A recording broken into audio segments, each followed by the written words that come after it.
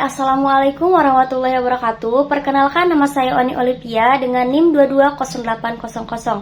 Saya dari kelas RA5 Manajemen semester 3. Di sini saya akan sedikit mengulas tentang etika dan tanggung jawab sosial yang sudah saya pelajari dengan dosen pengampu Bapak Asep Prapyudin SEMM.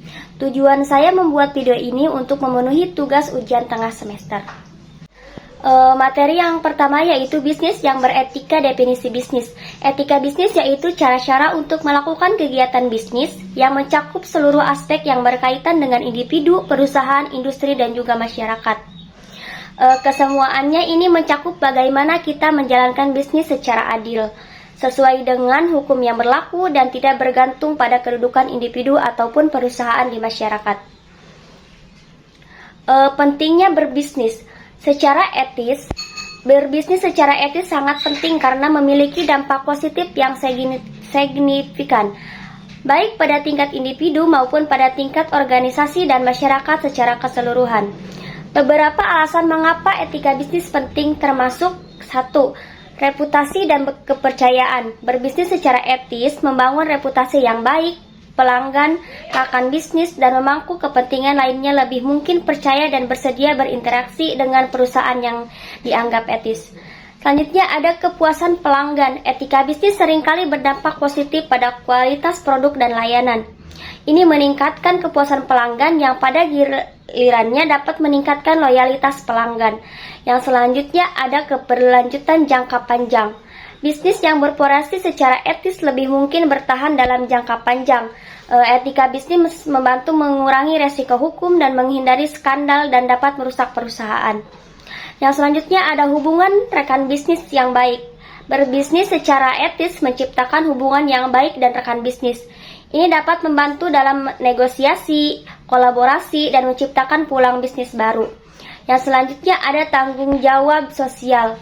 Etika bisnis mencakup tanggung jawab sosial perusahaan. Bisnis yang beroperasi secara etis mempertimbangkan dampaknya pada masyarakat, yang semakin penting dalam era berkelanjutan. Yang selanjutnya ada kepuasan karyawan. Etika bisnis mencakup perlakuan yang adil terhadap karyawan. Ini meningkatkan kepuasan dan produktivitas karyawan. Yang selanjutnya ada kepatuhan hukum. Berbisnis secara etis memastikan perusahaan mematuhi hukum dan peraturan yang berlaku, menghindari potensi sanksi hukum. Yang selanjutnya ada keuntungan jangka. Meskipun bisnis mungkin menghadapi tantangan etis dalam jangka pendek, berbisnis secara etis seringkali membawa keuntungan jangka panjang yang lebih besar dalam hal reputasi dan berkelanjutan. Kesimpulannya, berbisnis secara etis adalah dasar penting untuk membangun bisnis yang berhasil dan berkelanjutan, sambil memastikan dampak positif pada berbagai pemangku kepentingan dan masyarakat secara umum. Berbisnis secara etis memiliki beberapa keuntungan, yaitu yang pertama, kepercayaan konsumen. Konsumen cenderung lebih percaya pada bisnis yang dianggap etis, memiliki lebih mungkin membeli produk atau menggunakan layanan dari bisnis yang dianggap memiliki praktis bisnis yang adil dan bertanggung jawab. Yang selanjutnya ada loyalitas pelanggan. Pelanggan yang tahu bahwa bisnis beroperasi secara etis cenderung tetap setia. Mereka lebih merasa nyaman dan puas berbisnis dengan perusahaan yang mempraktikkan nilai-nilai etika. Yang selanjutnya ada diferensiasi dari pesaing. Bisnis yang berfokus pada etika dan membedakan diri dari pesaing ini bisa menjadi keuntungan kompetitif, terutama jika konsumen cenderung memilih mereka yang dianggap etis. Yang selanjutnya ada pemikiran jangka panjang. Praktik bisnis yang etis mencakup mempertimbangkan dampak jangka panjang dari keputusan bisnis. Ini membantu bisnis dan merencanakan dan mengelola pertumbuhan mereka dengan cara berkelanjutan. Yang selanjutnya ada inovasi dan kreativitas. Lingkungan kerja yang etis dapat mendorong karyawan untuk berinovasi dan kreatif. Karyawan yang merasa dihargai dan didukung memiliki kecenderungan untuk memberikan ide-ide yang dapat meningkatkan produktivitas dan daya saing bisnis. Yang selanjutnya ada dukungan masyarakat. Bisnis yang beretika cenderung mendapatkan dukungan yang lebih besar dari masyarakat karena mereka mematuhi norma-norma sosial dan lingkungan.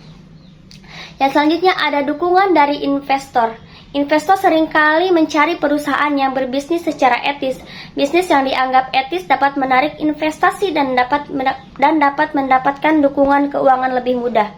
Jadi berbisnis secara etis bukan hanya memberikan manfaat pada bisnis itu sendiri, tetapi juga kepada pelanggan, mitra bisnis, karyawan, dan masyarakat secara keseluruhan. Prinsip-prinsip ekonomi, prinsip-prinsip otonomi, prinsip kejujuran, prinsip keadilan, prinsip saling menguntungkan, prinsip integrasi moral. Hal-hal yang harus diperhatikan dalam menciptakan etika bisnis yaitu ada menuangkan ke dalam hukum positif, perlunya sebagai etika bisnis dituangkan dalam suatu hukum yang menjadi positif. Perundang-undangan dimaksudkan untuk menjamin kepastian hukum dari etika bisnis tersebut, seperti proteksi terhadap perusahaan lemah.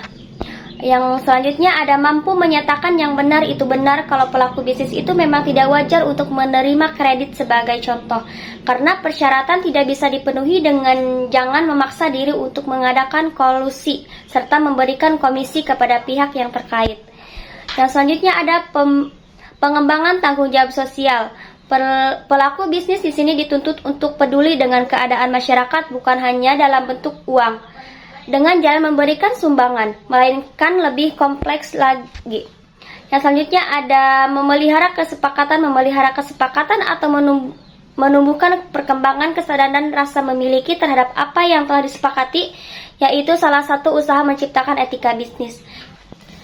Materi yang selanjutnya yaitu globalisasi dan etika bisnis. Pengertian dan proses globalisasi. Globalisasi berasal dari kata globe dalam bahasa Inggris yang berarti dunia atau bola sedangkan.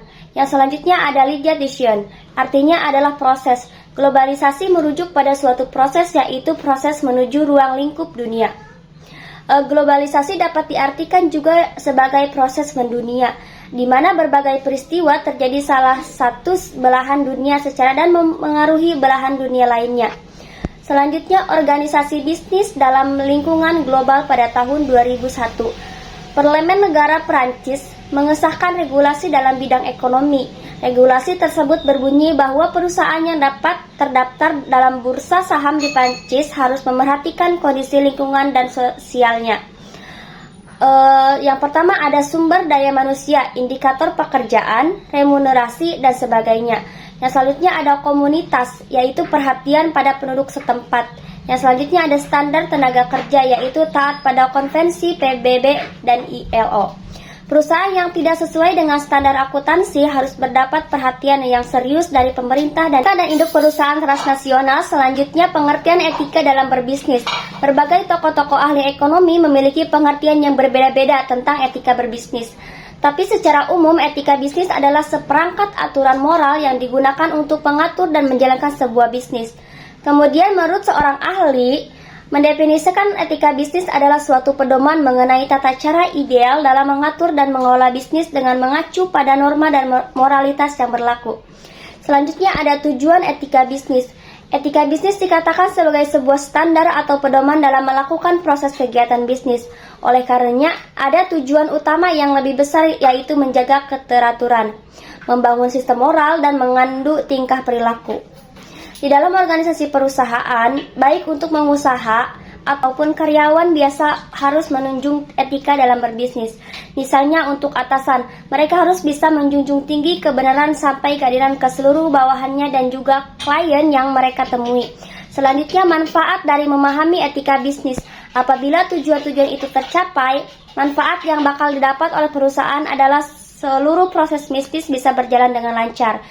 Ketika proses bisnis berjalan lancar sesuai pedoman, otomatis bakal menarik dan mendatangkan banyak profit untuk perusahaan. Namun sebaliknya, bila etika dalam bisnis tidak menjalankan semestinya, maka tujuan-tujuan tersebut akan sulit tercapai. Hasilnya, proses bisnis bakal berjalan kacau balau, jauh dari profit yang diidam-idamkan. Selanjutnya, prinsip-prinsip etika bisnis. Prinsip etika dalam berbisnis bisa menghasilkan beberapa standar-standar baru dalam melakukan kegiatan bisnis. Artinya, ada batasan-batasan hal apa saja yang boleh dilakukan dan tidak boleh dilakukan untuk mendukung proses bisnisnya.